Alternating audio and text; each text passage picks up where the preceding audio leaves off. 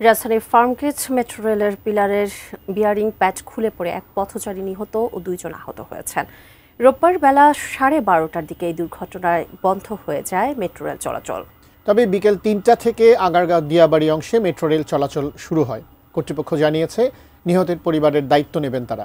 ঘটনা তদন্তে কমিটি করা হয়েছে। মাহতাব মিনহাজের প্রতিবেদন। রাজধানীর ফার্মগেটের খামারবাড়ি এলাকা দিনটি ছিল অন্য দিনের মতোই ব্যস্ত, কিন্তু এক মুহূর্তেই বদলে গেল দৃশ্যপট। মেট্রো রেলের 433 নম্বর পিলার থেকে খুলে পড়ে বিশাল এক বিয়ারিং প্যাড, আর তার নিচে পড়ে মৃত্যু হয় পথচারী আবুল কালামের। তার বাড়ি শরীয়তপুর। 140 থেকে 150 কেজি ওজনের বিয়ারিং প্যাড খুলে পড়ায় মুহূর্তে আতঙ্ক ছড়িয়ে পড়ে এলাকায়। প্রত্যক্ষদর্শীরা জানান, এ ঘটনায় আরও 2 জন আহত হয়েছেন। এ সময় ক্ষোভ প্রকাশ করেন তারা।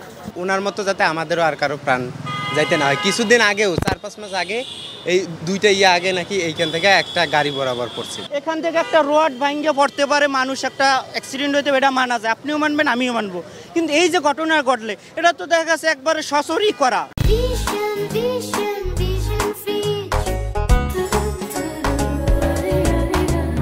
দুর্ঘটনার পরপরই রাজধানীতে মেট্রো রেল চলাচল বন্ধ হয়ে যায়। খবর পেয়ে ঘটনাস্থলে ছুটে আসেন রেল উপদেষ্টা ফাউজুল করিম খান ও মেট্রো রেল প্রকল্পের ব্যবস্থাপনা পরিচালক ফারুক আহমেদ। তারা প্রতিশ্রুতি দেন, এই দুর্ঘটনার প্রতিটি দিক খতিয়ে দেখা হবে। নিহতের পরিবারকে ক্ষতিপূরণ দেওয়ার কথাও জানান। যে এই ঘটনাটা কেন ঘটলো সেটার জন্য আমরা একটা তদন্ত কমিটি গঠন করেছি। এটার জন্য যারা দায়ী তাদেরকে চিহ্নিত করবে এবং এই ধরনের ঘটনা যাতে ভবিষ্যতে না ঘটে সেই জন্য সুপারিশ প্রদান করবে। মেট্রো রেলের টেকনিক্যাল টিমও ভেঙে পড়া অংশটি মেরামতের কাজ শুরু করে। প্রায় 2.5 ঘন্টা বন্ধ থাকার পর বিকেল 3টায় আগারগাঁও থেকে উত্তরা দিয়াবাড়ি পর্যন্ত মেট্রো রেল চলাচল শুরু হয়। এর আগেও এই এলাকাতেই আরও একটি বিয়ারিং প্যাড খুলে পড়ে যাওয়ার ঘটনা ঘটেছিল। মেট্রো রেলের লাইনের নিচে উড়াল পথের পিলারের সঙ্গে রাবারের এসব বিয়ারিং প্যাড থাকে। Mahtab Minhaj, ATN news, Dhaka.